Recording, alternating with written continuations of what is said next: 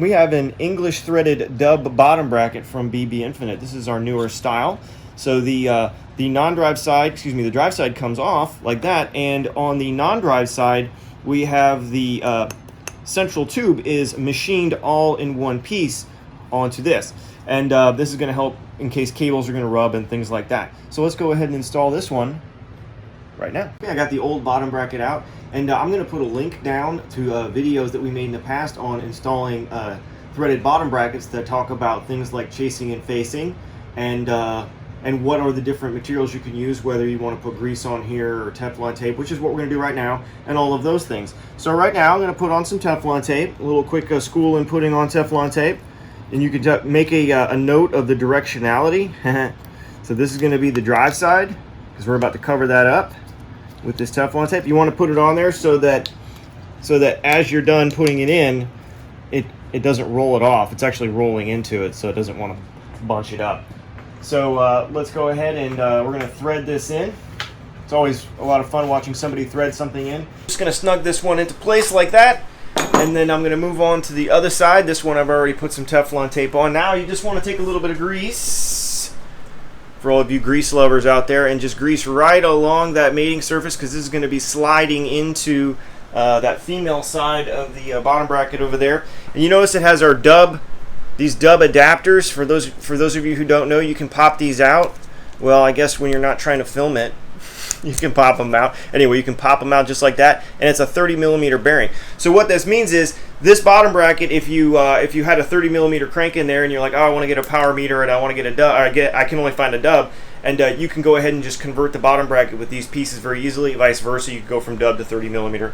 Makes it really easy that way. And so I'm going to go ahead and start threading this bad boy in like that. And you'll notice right here that we've got this offset over here. Okay, this one's very flat looking. This one has the offset on it. That is necessary for dub to work properly. Okay, we have done the math for you, so don't worry. If you have a dub road crank, these are going to work. There is some variability with dub mountain bike cranks, believe it or not. There are things like for Cannondales, they are Super Boost AI Plus or Super Boost Plus AI, whatever.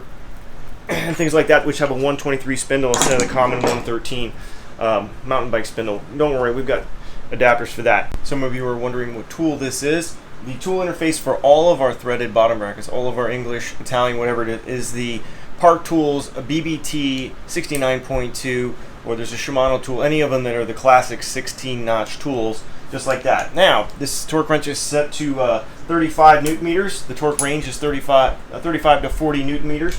I like to brace the frame because I want to get an accurate torque output here, so I don't want the frame moving like this while I'm torquing it, okay? I want to be able to draw down on it in a nice fluid motion, just like that, and get it to pop one time.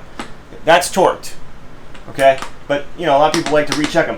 Once it breaks loose like that, if you're using this type rather than a beam type, don't, snug it a little extra, because you just defeated the purpose of using a torque wrench. So don't do that. Once it pops loose, as long as it's properly calibrated, it is delivering the torque it is supposed to. Let's torque the other side. Because this is not one of our one-piece style bottom brackets, because it's just not possible because of the way BSA is constructed, there's no true drive sleeve bushing in between the inner races of the bearings like there is on all of our press fit dub stuff. So the preloading of it is actually really critical, very critical to the overall performance of it.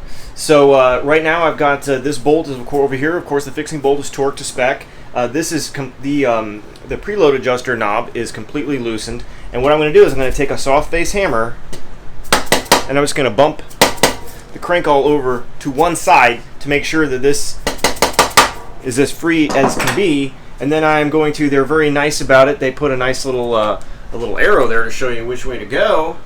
And then I'm going to go ahead and I am going to tighten that down just enough to get rid of the axial play. That is it. Okay? We don't want to tighten the crap out of it, because all it needs to do is keep the crank from moving in and out, plunging back and forth. So we just go ahead and tighten it down like that, and then I am going to tighten it in place so that it is now pinched together and it won't back out. That is done. Okay? It doesn't need to be like quarter turn in or whatever. There's nothing fancy. Just turn it until it stops moving with everything forced over, and then lock it down. It's going to be fine. It can't move over anymore. Now, let's see how it spins. Well, that's looking pretty good. Let's really spin it. Well, you can say that's a huge improvement over the SRAM bottom bracket, and that's just how it goes.